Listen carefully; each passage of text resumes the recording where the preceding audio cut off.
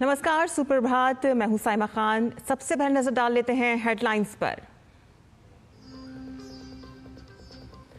लोकसभा में आज पारित हो सकता है अप्रवास और विदेशी विधायक, तो वहीं राज्यसभा में वित्त मंत्रालय से जुड़े 2 अहम विधायकों पर होगी चर्चा।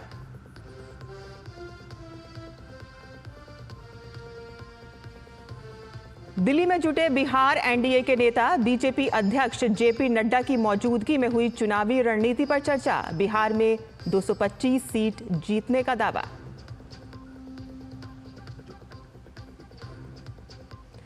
देर रात तक चला छत्तीसगढ़ के पूर्व मुख्यमंत्री भूपेश बघेल के घर और दफ्तर पर सीबीआई का छापा। खंगाले गए ऑनलाइन सट्टेबाजी से जुड़े दस्तावेज।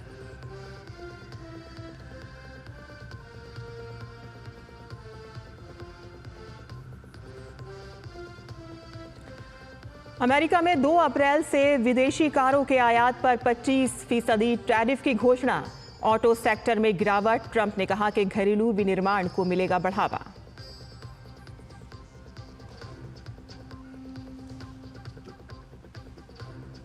और खेलो इंडिया पैरा गेम्स का समापन आज। अब तक 31 पदक के साथ हरियाणा शीर्ष पर, तमिलनाडु के नाम 26 और यूपी के पास 22 पदक।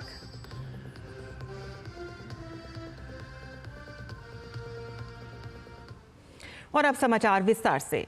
संसद में आज दोनों ही सदनों में कई अहम विधेयक चर्चा और पारित किए जाने के लिए पेश किए जाएंगे। लोकसभा में आज अप्रवास और विदेशी विधेयक 2025 को चर्चा के बाद पारित किए जाने का प्रस्ताव किया जाएगा। ये विधेयक भारत में विदेशियों के अप्रवास, प्रवेश और ठहरने को रेगुलेट करने का काम करेगा और इसके साथ ही लोकसभा में गोवा राज्य विधानसभा के निर्वाचन क्षेत्रों के अनुसूचित जनजातियों के प्रतिनिधित्व का समायोजन विधेयक 2024 पर चर्चा को आगे बढ़ाया जाएगा। इस विधेयक के माध्यम से गोवा विधानसभा में अनुसूचित जनजातियों एसटी के लिए सीटें आरक्षित की जाएंगी। वर्तमान में गोवा विधानसभा में एसटी समुदाय के लिए कोई आरक्षण नहीं है। इसका कारण ऐतिहासिक रूप से मान्यता प्राप्त एसटी समुदायों की कम जनसंख्या है। हालांकि समय के साथ कुछ समुदायों को एसटी के रूप में मान्यता मिलने से इस स्थिति में बदलाव आया है। लोकसभा में आपदा प्रबंधन संशोधन विधेयक 2024 और रेलवे संशोधन विधेयक 2024 में राज्यसभा की ओर से किए गए बदलावों को भी पेश किया जाएगा। राज्यसभा में आज 2 विधेयक चर्चा और वापस किए जाने के लिए पेश किए जाएंगे। उच्च सदन में विनियोग संख्या 3 विधेयक 2025 और वित्त विधेयक 2025 को विचार और वापस किए जाने के लिए पेश किया जाएगा और दोनों ही विधेयक वित्त मंत्री निर्मला सीतारमण पेश करेंगी। और साथ ही दोनों सदनों में विभिन्न समितियों के प्रतिवेदन पेश किए जाएंगे। प्रश्नकाल के दौरान अलग अलग मंत्रालयों से अहम प्रश्न पूछे जाने पर कार्यसूची में शामिल हैं। बिहार में विधानसभा चुनाव को लेकर सरगर्मियां तेज हो गई हैं और इसी क्रम में दिल्ली में बीजेपी नेता संजय जायसवाल के घर बिहार दिवस पर भोज का आयोजन किया गया। इस भोजन में एनडीए के घटक दल के नेता शामिल हुए। एनडीए के सहयोगी दलों से जेडीयू के संजय झा, हिंदुस्तानी अवाम मोर्चा सेकुलर के जितिन राम मांझी, राष्ट्रीय लोक मोर्चा के उपेंद्र कुशवाहा और लोक जनशक्ति पार्टी रामविलास के चिराग पासवान जैसे बड़े नेता भी भोज में शामिल हुए। बैठक में बीजेपी अध्यक्ष की मौजूदगी में चुनावी रणनीति पर चर्चा हुई और साथ ही एनडीए के नेताओं ने एक सुर में बिहार में 220 से ज्यादा सीटें जीतने का दावा किया। इतना परफेक्ट कोऑर्डिनेशन है एनडीए का, आप लोकसभा चुनाव में देखें, बाय इलेक्शन में देखें और अभी पूरे बिहार में एनडीए का जिला वाइज मीटिंग हो रहा है। इससे परफेक्ट कोऑर्डिनेशन तो कभी था ही नहीं एनडीए का। डबल इंजन की सरकार जो काम कर रही है बिहार के लिए वो अनप्रेसिडेंटेड है। आज तक इतना काम नहीं हुआ। और बिहार एनडीए बैठक पर केंद्रीय मंत्री चिराग पासवान ने कहा कि संसद सत्र चल रहा है, ये चुनावी वर्ष है, तमाम रणनीति तय की जाएगी और इस बार एक ऐतिहासिक जीत होगी। हमें 225 से अधिक सीटें मिलेंगी। पार्लियामेंट का सत्र चल रहा है, चुनावी वर्ष है, निरंतरता में बैठकों का दौर अब चलेगा ही।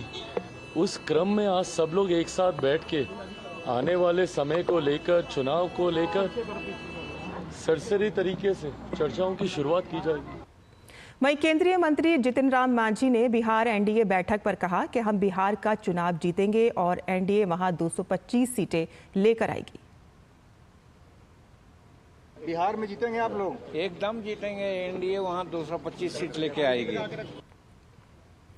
वहीं आरएलएम ने राष्ट्रीय अध्यक्ष उपेंद्र कुशवाहा ने भी बिहार एनडीए बैठक पर कहा कि ये आपस में मिलने जुलने का कार्यक्रम है। हम सभी चुनाव की तैयारियों में लगे हैं। बिहार में एनडीए की मौजूदा स्थिति के सामने कोई गठबंधन टिकने वाला नहीं है। सभी चीजें तय हैं और इसी के आधार पर हम चुनाव जीतेंगे। आपस में मिलने जुलने का कार्यक्रम है और हम सब लोग मिलेंगे जुलेंगे स्वाभाविक रूप से। जब राजनीतिक लोग मिलते हैं और चुनाव का समय है तो चर्चा तो उस संदर्भ में हो ही सकती है। और मध्य प्रदेश का आदिवासी बहुल्य जिला खरगोन आज़ादी के 78 साल में पहली बार रेलवे नेटवर्क से जुड़ने जा रहा है। रेलवे बोर्ड ने इन दिनों खंडवा अलीराजपुर रेल लाइन का सर्वे तेज करवाया है। तो वहीं तेजी से हो रहे रेलवे लाइन के सर्वे ने खरगोन जनपद के लोगों में रेलवे से राजधानी तक के सफर करने की उम्मीद बढ़ा दी है। देखिए हमारी ये खास रिपोर्ट। आजादी के 78 साल बाद पहली बार खरगोन जिला मुख्यालय पहुंचेगी ट्रेन। रफ्तार पर है आदिवासी बाहुल्य जिले में सर्वे का काम। सड़क, खेत और अन्य भूभागों का बारीकी से किया जा रहा है निरीक्षण। ड्रोन और डीजीपीएस तकनीक की सहायता से विस्तृत सर्वेक्षण। लंबे समय से थी नर्मदा ताप्ती रेल लाइन समिति खंडवा अलीराज रेल लाइन की मांग। मध्य प्रदेश का आदिवासी बाहुल्य खरगोन में अलीराजपुर खरगोन खंडवा नई रेल मार्ग के पहले सर्वे की शुरुआत से क्षेत्र में खुशी की लहर दौड़ गई है। रेलवे की टेक्निकल टीम फिलहाल नदियों, पहाड़ियों और सरकारी संरचनाओं का वॉक थ्रू सर्वे कर रही है। ये प्रस्तावित रेलवे लाइन लगभग 221 किलोमीटर लंबी होगी, जो पश्चिमी और उत्तरी रेलवे लाइनों को जोड़ने का काम करेगी। इस रेल लाइन के बनने से खरगोन में आवागमन सुगम होगा और कृषि उद्योग को भी बढ़ावा मिलेगा। सरकार ने अलीराजपुर खरगोन खंडवा नई रेल के सर्वे के लिए 6.25 करोड़ रुपए आवंटित किए हैं और वॉक थ्रू सर्वे के बाद ड्रोन और डीजीपीएस सर्वे भी किए जाएंगे। ये नया रेलवे मार्ग खंडवा, बड़ौदा और नागपुर के बीच की दूरी को लगभग 200 किलोमीटर कम कर देगा। ये अलीराजपुर से लेकर खंडवा तक 5 जिले आएंगे। इसकी जो लंबाई है वो लगभग 221 किलोमीटर अभी डिसाइड की है। इसके 3 अलाइनमेंट रेलवे बोर्ड के माध्यम से लगाए गए थे। खंडवा से बड़ौदा अभी जाते हैं तो 588 किलोमीटर होता है और इधर से अगर हमारे खरगोन बड़वानी होते हुए ये रेल मार्ग जाएगा तो 388 किलोमीटर, ऐसा 200 किलोमीटर का लाभ होगा। इस नई रेलवे लाइन से खरगोन जिला बड़वानी जिले में रेल का सपना आजादी के बाद से अब साकार होगा। 5 जिलों अलीराजपुर, बड़वानी, धार, खरगोन और खंडवा को नई रेल लाइन का लाभ मिलेगा। तकनीकी सर्वे ने बताया कि इस नई रेलवे लाइन से खंडवा बड़ौदा मार्ग की 588 किलोमीटर दूरी अब कम होकर 388 हो जाएगी। नई रेलवे लाइन से अनाज की मंडी होने से एग्रीकल्चर उद्योग को बढ़ावा मिलेगा और किसानों की स्थिति बेहतर होगी। खरगोन को बहुत ज्यादा विकास होने वाला है। एक तो एग्रीकल्चरल खरगोन बहुत सबसे आगे है। देश में बहुत कम ऐसे जिले हैं जिसमें 3 मंडियां हो। खरगोन में 3 मंडियां पूरे परसर अलग हैं। तो यहाँ पर पूरा जो खाद प्रोसेसिंग उसमें भी काफ़ी होगा। एग्रीकल्चरल जो उद्योग नहीं गिर रहा है वो भविष्य में एग्रीकल्चरल उद्योग भी निर्माण में और पूरे इन 5 जिलों में गिरने की संभावना रहेगी। ये रेलवे लाइन बनने से आदिवासी क्षेत्रों को बड़ा लाभ मिलेगा। ये नया रूट भुसावल और नंदूरबार जैसे व्यस्त मार्गों का विकल्प बनेगा। ये रेल लाइन क्षेत्र में रोजगार के नए अवसर पैदा करेगी। इसके साथ ही ये क्षेत्र में आर्थिक विकास को बढ़ावा देने और लोगों के जीवन को बेहतर बनाने में मदद करेगी। खरगोन के लोगों के लिए रेलवे लाइन का सपना अब जल्द ही हकीकत बनेगा। आदिवासी क्षेत्रों के विकास की दिशा में एक बड़ा कदम साबित होने के साथ ही इससे पूर्वी और पश्चिमी निमाड़ के बीच कनेक्टिविटी गतिविधियों को भी बढ़ावा मिलेगा। Shreyas Dwivedi, DD news, Madhya Pradesh. और संभल की जामा मस्जिद में सर्वे के दौरान हिंसा भड़काने के आरोप में जेल में भेजे गए जामा मस्जिद इंतजामिया कमेटी के अध्यक्ष वकील जफर अली की जमानत याचिका पर आज सुनवाई होगी। जमानत याचिका पर यह सुनवाई अपर जिला एवं सत्र अदालत में होगी। जफर अली की गिरफ्तारी 23 मार्च को हुई थी, जिसके बाद हुई सुनवाई में सिविल जज आदित्य सिंह ने जफर की जमानत याचिका खारिज कर दी थी। दरअसल जफर अली पर सर्वे के दौरान भीड़ को उकसाने का आरोप है और उन पर भारतीय न्याय संहिता की धारा 230 और 231 के साथ ही अन्य कई धाराओं में मुकदमे दर्ज किए गए हैं। कांग्रेस के वरिष्ठ नेता और छत्तीसगढ़ के पूर्व मुख्यमंत्री भूपेश बघेल के घर और दफ्तर पर कल दिन भर सीबीआई की टीम की छापेमारी चली। अधिकारियों ने जानकारी दी है कि सीबीआई ने बुधवार को 6,000 करोड़ रुपए के महादेव ऐप घोटाले के सिलसिले में बघेल के आवास पर तलाशी ली। ये तलाशी 14 घंटे से अधिक चली और अब तक सीबीआई इस सिलसिले में छत्तीसगढ़ के अलावा भोपाल, कोलकाता और दिल्ली में 60 स्थानों पर तलाशी ले चुकी है, जिनमें राजनेता, वरिष्ठ नौकरशाह, पुलिस अधिकारी, महादेव बैटिंग ऐप के पद अधिकारी व अन्य संदिग्ध लोगों से जुड़े परिसर शामिल हैं। सीबीआई की छापेमारी में कई डिजिटल और कागजी दस्तावेज बरामद हुए हैं, जो इस अवैध सट्टेबाजी रैकेट में प्रभावशाली लोगों की भूमिका को उजागर करते हैं। विदेश मंत्री डॉक्टर एस जयशंकर दिल्ली में आयोजित एशिया सोसाइटी के अध्यक्ष और मुख्य कार्यकारी अधिकारी डॉक्टर क्यू वा कांग के साथ बातचीत सत्र में शामिल हुए। इस दौरान उन्होंने भारत चीन संबंधों पर कहा कि मतभेदों को विवाद में नहीं बदलना चाहिए और प्रतिस्पर्धा को टकराव का रूप नहीं लेना चाहिए। उन्होंने कहा कि हम कई मुद्दों पर प्रतिस्पर्धा करते हैं, लेकिन इसका मतलब ये नहीं है कि हमारे बीच संघर्ष हो। What happened in 2020 was actually very traumatic for the relationship. We don't think this period serves the interests of either India or China. Differences should not become disputes, and that competition should not become conflict. That we can differ on many issues. Yes. We do compete on many issues. But because we compete doesn't mean that there should be a conflict. We feel that from October of last year, the relationship has seen some improvement. What we are trying step by step is to see if we can rebuild, undo some of the damage which happened as a result of their actions in 2020, and we can rebuild the relationship. And we genuinely, sincerely think that this is in our mutual interest.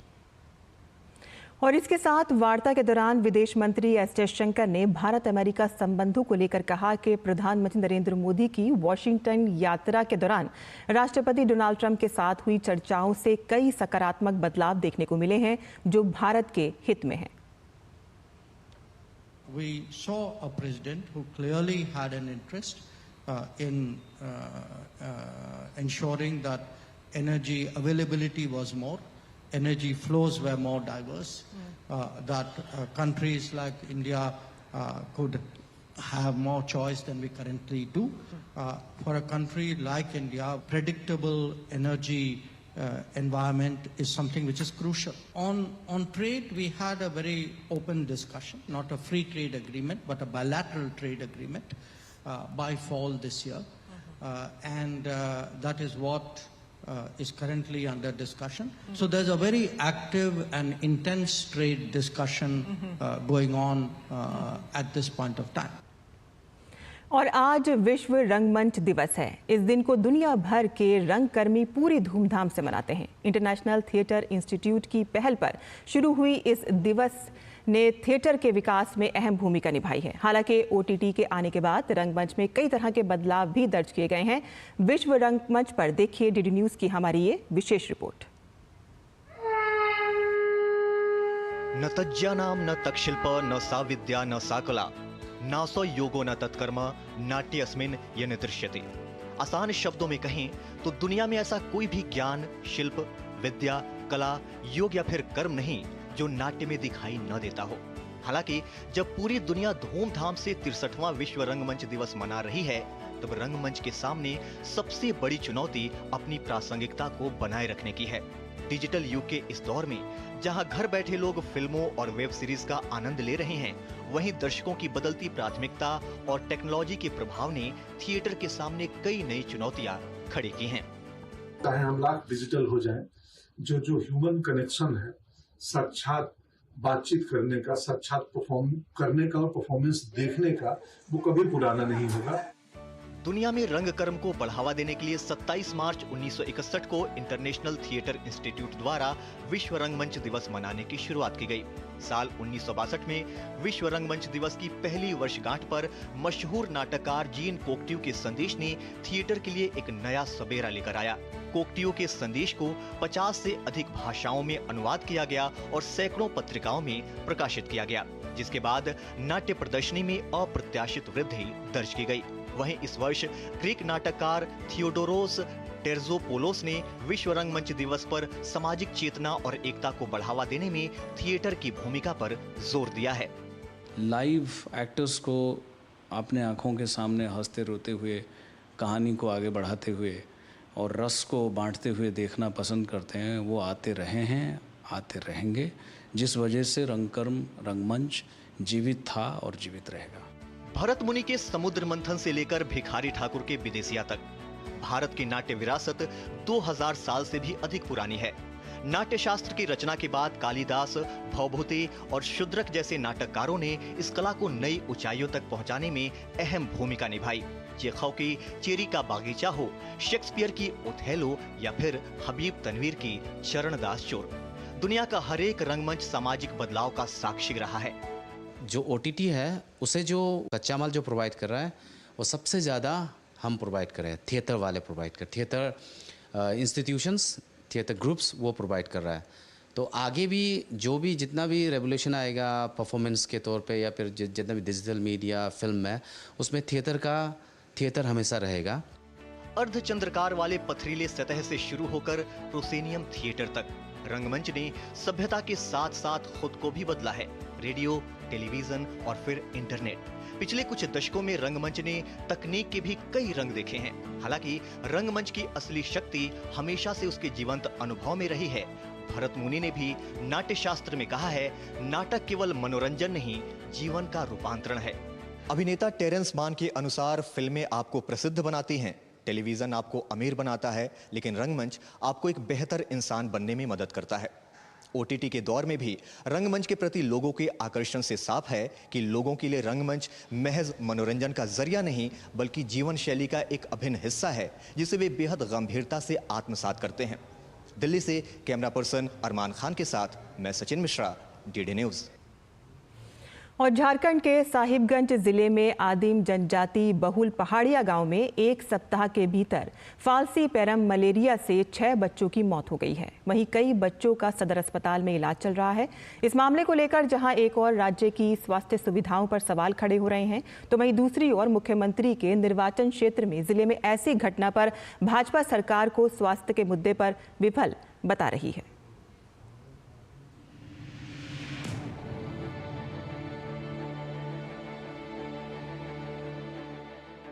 Jharkhand के साहिबगंज जिले के मंडरो प्रखंड क्षेत्र के बसहा पंचायत स्थित नागर भिट्टा आदिम जनजाति बहुल पहाड़िया गांव में एक सप्ताह के भीतर फाल्सीपेरम मलेरिया की चपेट में आने से 6 बच्चों की मौत हो गई। इनमें से 5 बच्चों की मौत पहले ही हो गई थी। वहीं इलाज के क्रम में बुधवार को एक बच्ची प्रमीला पहाड़िन की मौत हो गई। गंभीर रूप से बीमार 3 बच्चों का इलाज सदर अस्पताल में चल रहा है। बताया जा रहा है कि समय पर इलाज और पर्याप्त स्वास्थ्य सुविधाएं नहीं होने के कारण बच्चों की मौत हुई है। फिलहाल गंभीर रूप से बीमार बच्चों का इलाज सदर अस्पताल साहिबगंज में जारी है। सदर अस्पताल के शिशु रोग विशेषज्ञ फरोग हसन ने बताया कि सभी बच्चे फाल्सीपेरम मलेरिया से ग्रसित पाए गए हैं। 2 बच्चों को खून की भी आवश्यकता है। मलेरिया से ग्रसित बच्चे हमारे पास एडमिट हुए हैं और सभी बच्चे फाल्सीपेरम मलेरिया से ग्रसित हैं। उसमें से 2 बच्चों को ब्लड की भी आवश्यकता है, जो हमने एडवाइस भी किया है, और बाकी 2 बच्चे को मलेरिया का जो ट्रीटमेंट होता है प्रोटोकॉल के हिसाब से उसको दिया जा रहा है। साहिबगंज के आदिम जनजाति पहाड़िया समुदाय सुदूरवर्ती पहाड़ी इलाकों में निवास करते हैं, जहां मूलभूत सुविधाएं भी मयस्सर नहीं हैं। सिविल सर्जन प्रवीण कुमार संथालिया ने भी स्वीकार किया है कि सुगम आवागमन के साधन नहीं होने से एम्बुलेंस और स्वास्थ्य सुविधाएं मुहैया कराने में देर हो जाती है। 20 केस का ब्लड का एग्जामिन किया, जिसमें 18 केस जो है पॉजिटिव पाए गए मलेरिया से। फिर 24 तारीख को मैंने टीम बनाई, 3 टीम बनाई और 7 गांव में टोटल उन्होंने मलेरिया के लिए कवर किया, जांच ऊँच किया, जिसमें नगर भिट्ठा में करीब 76 केस 37 केस जो है फिर पॉजिटिव आए। उन सभी लोग का ट्रीटमेंट किया जा रहा है, अभी सभी स्वस्थ हैं। इधर पहाड़िया समुदाय के बच्चों की मौत पर भाजपा ने राज्य की स्वास्थ्य सुविधाओं पर सवाल खड़े किए हैं। विधानसभा में नेता प्रतिपक्ष बाबूलाल मरांडी ने ट्वीट कर कहा कि साहिबगंज राज्य के मुख्यमंत्री हेमंत सोरेन के निर्वाचन क्षेत्र का हिस्सा है। जब वहां स्वास्थ्य सुविधा की ऐसी स्थिति है तो बाकी राज्य का क्या हाल होगा। मुख्यमंत्री के हाई प्रोफाइल निर्वाचन क्षेत्र वाले जिले से मामला जुड़ा होने के कारण बच्चों की मौत का मामला सुर्खियों में है और भाजपा सरकार पर हमलावर है। आपको बता दें कि कैग की रिपोर्ट आने के बाद भाजपा ने स्वास्थ्य विभाग से संबंधित धनराशि जारी करने और उपयोगिता प्रमाण पत्र प्रस्तुत करने में अनियमितता को लेकर हेमंत सरकार पर सवाल खड़े किए थे। Bureau report, DD news.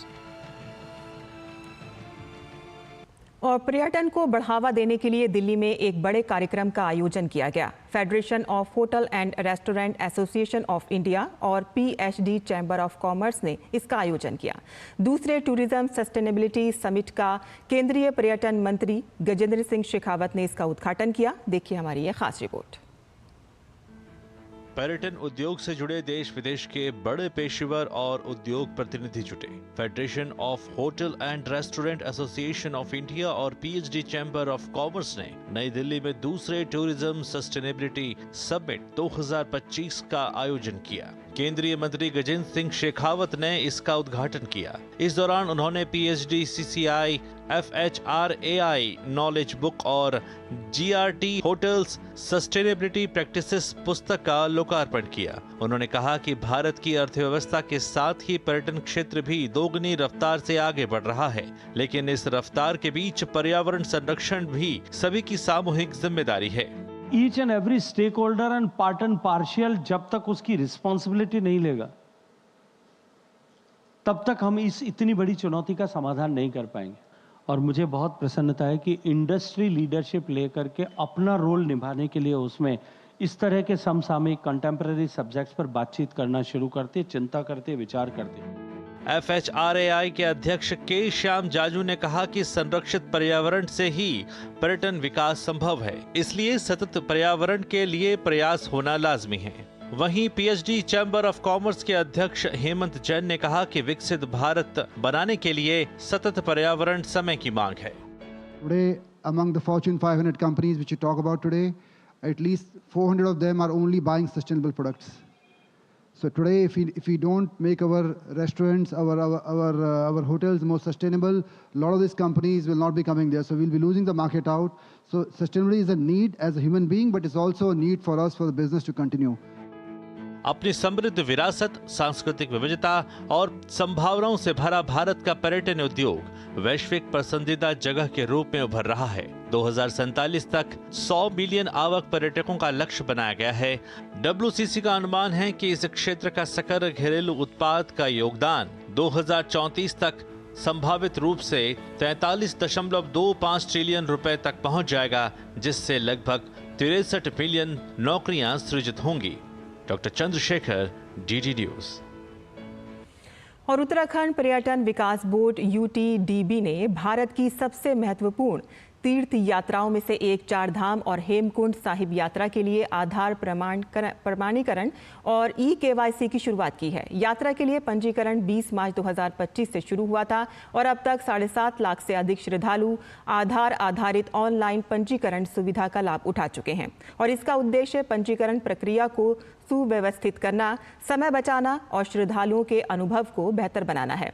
आधार आधारित ऑनलाइन पंजीकरण से प्रशासन को तीर्थ यात्रियों की आवाजाही की निगरानी करने, मंदिरों में भीड़ भाड़ को रोकने के लिए बेहतर तैयारी करने और विशेष रूप से ऊंचाई वाले क्षेत्रों में मौसम संबंधी सूचनाओं के प्रवाह में सुधार करने में मदद मिलेगी। श्रद्धालु पंजीकरण के लिए उत्तराखंड टूरिज्म के पोर्टल और tourism care Uttarakhand mobile app का उपयोग कर रहे हैं। जम्मू कश्मीर के श्रीनगर स्थित एशिया का सबसे बड़ा ट्यूलिप गार्डन जनता के लिए खोल दिया गया है। ट्यूलिप गार्डन के खुलने के साथ ही ट्यूलिप शो 2025 की भी शुरुआत हो गई है। जम्मू कश्मीर के मुख्यमंत्री उमर अब्दुल्ला ने गार्डन का उद्घाटन किया। गार्डन में 15 लाख से ज्यादा ट्यूलिप खिले हुए नजर आए और साथ ही हजारों पर्यटकों ने गार्डन का दौरा किया और सरकार द्वारा की गई व्यवस्थाओं को लेकर खुशी जताई।